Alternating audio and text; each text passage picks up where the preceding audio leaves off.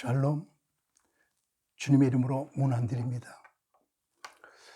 수도학을 완성시킨, 수도원의 수도 훈련을 완성시킨 분이 에바 그리우스입니다. 그는 8시간 걸쳐서 말씀드리려고 하는데 8죄종에 빠졌습니다. 그가 실제로 빠졌던 죄입니다.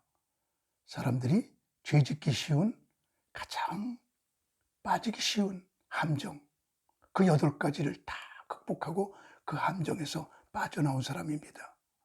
그가 제일 먼저 지적하고 있는 죄가 탐식입니다. 그는 아리우스 이단을 잘 정리한 후에 부잣집에서 그를 모시며 여기저기 다니며 신학 강의를 할 때 그 부잣집에서 얼마나 맛있는 음식을 잘해주는지 탐식에 빠졌습니다. 빠지고 싶어 빠진 것이 아니라 저절로 그렇게 자연적으로 되었어요. 그 이후에 그는 먹는 거, 이게 참 문제로구나. 탐식이 제일 극복하기 어려운 죄로구나 하면서 탐식에 대해서 정리를 합니다. 그는 이렇게 말합니다. 폭식하지 마십시오. 음식은 최소로 먹으면서 영혼을 깨끗하게 하여야 합니다. 수도사들이요, 배가 이끄는 여물통에 들어가지 마십시오. 그리고 매일 밤을 잠으로 채우지 마십시오. 그러면 당신은 정결하게 되어 하나님의 영이 당신에게 오실 것입니다. 음식의 유혹을 이기지 못하면 모든 유혹을 이길 수 없습니다. 탐식을 이기는 것이 수도의 첫걸음입니다. 과일의 시작이 꽃인 것처럼 수도의 시작은 탐식의 절제입니다. 배를 장악하는 사람은 욕종을 줄일 수 있습니다. 그러나 음식에 패하는 자는 욕종을 자라게 합니다. 음식에 대한 욕구는 아담처럼 불순종을 낳게 합니다. 포함직 먹음직, 먹고 싶으면 하나님의 명령을 어기게 됩니다. 달콤함에 대한 유혹은 아담처럼 에덴에서 쫓겨나게 합니다. 음식의 다양함은 목구멍을 즐겁게 하나 잠들지 않는 방종의 열매를 키우게 됩니다.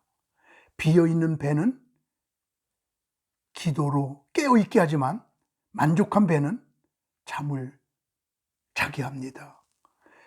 에바 그리우스는 수도하려고 하면, 또 올바른 신앙생활을 하려고 하면 무엇을 먹을까, 무엇을 마실까, 우선 탐식에서 벗어나라고 극구 강조하고 있습니다. 성경에 등장하는 하나님의 사람들은 먹는 거에 관심 없습니다. 성경에 사람들이 생일을 차렸다는 이야기 한마디 안 나옵니다. 다만 성경에 생일 차린 사람이 셋입니다. 바로왕, 헤롯왕, 그리고 욥의 자녀들. 그런데 공교롭게도 성경에 생일 차렸다는 말이 3번밖에 안 나오는데 3번 다 죽음과 연결이 됩니다. 다 비극과 연결이 됩니다. 예수님 생일 안 차리셨습니다. 다윗 왕이 그렇게 훌륭해도 생일 차려 먹었다는 말 없습니다. 성경에 있는 사람들 다 그렇습니다. 베드로도 생일 얘기 없습니다. 생일에 먹고 즐기고, 이것들 비신앙적인 것들입니다. 간단하게 먹어야 합니다. 예수님도 2끼 식사하셨습니다. 성경적으로 증명이 됩니다. 엘리야도 아침에 1번, 저녁에 1번, 까마귀가 2번 날라다 주어 2번 먹습니다.